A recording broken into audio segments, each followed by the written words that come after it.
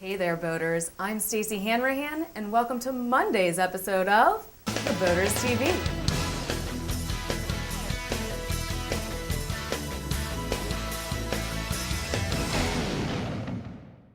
We're adding a new segment to The Boaters TV called Captain's Caption. You may have noticed a new post in the Boaters.com forum entitled Complete the Caption. Members are asked to do just that. Complete the caption for the posted photo. Well, here on the Boaters TV, we've decided to reveal our favorite caption for each photo. So, our first Captain's Caption photo was brought to you by Dave Williams. We'll reveal the caption of the day at the end of the show. Now, let's see what's making waves in nautical news. You may have heard about the horrible New Year's Eve accident that left our former host Julie Perry and videographer Suki Finnerty in the hospital with major injuries. They were struck by a hit-and-run driver while taking a pedicab ride over the Los Olas Boulevard Bridge in Fort Lauderdale. Julie suffered clavicle, pelvis, and skull fractures, plus nerve damage to her face and the temporary loss of hearing in her right ear. Suki received a busted knee that required surgery and plate implants. She'll need to use a wheelchair for at least a few more weeks. On top of all that, Julie has learned that the man who owns the pedicab company had a bogus insurance policy. In fact, the local police department recommended he be denied permits to operate in Fort Lauderdale, but was approved in the end. If you're as outraged as I was to hear this story, then you'll be just as shocked as I am to learn that not one single person has come forward with information on the hit-and-run driver. The accident happened on one of the busiest streets in Fort Lauderdale just after 1 a.m. on New Year's. Somebody saw something. Crime Stoppers is offering a $1,000 reward for any information leading to an arrest. Remember, you can remain anonymous and still receive the award. So please, if you know anything at all about this accident, call Broward County Crime Stoppers at 954-493-TIPS.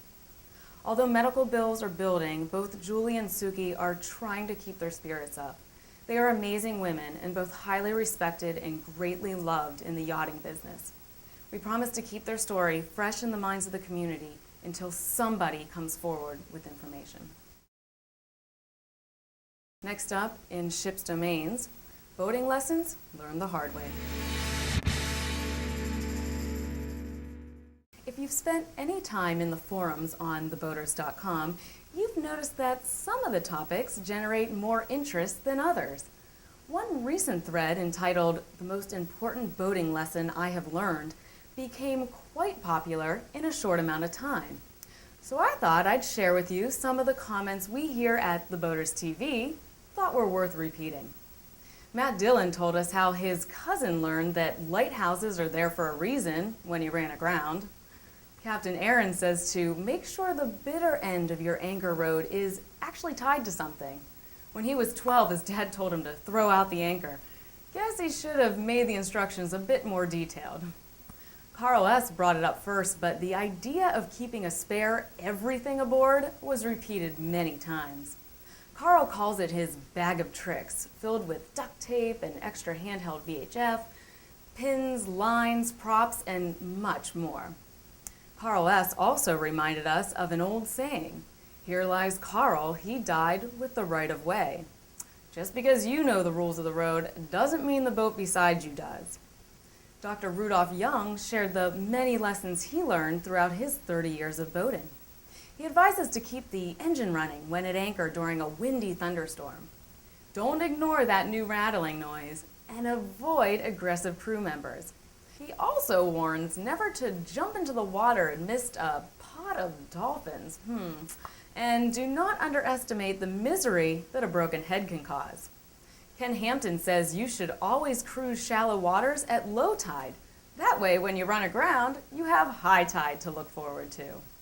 And James Frederick Bland stressed the importance of the 4 Ps: preparation, practice, poise, and professionalism.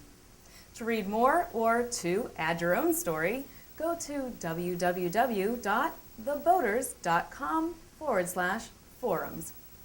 Coming up in Ship of Fools, meet the Frostbite Sailing Club.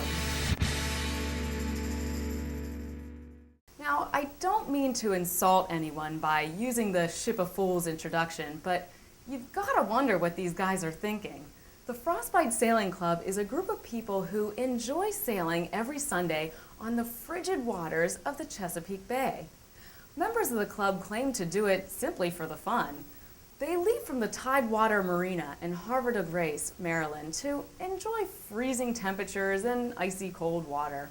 Bob Holmes, a spectator, told WJZ-TV during an interview, "They do it just for the sheer love of doing it, but they do it in all kinds of weather, which makes them slightly off kilter."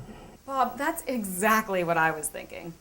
For more information on the Frostbite Sailing Club, or maybe you'd actually like to join them, call 410-322-9339.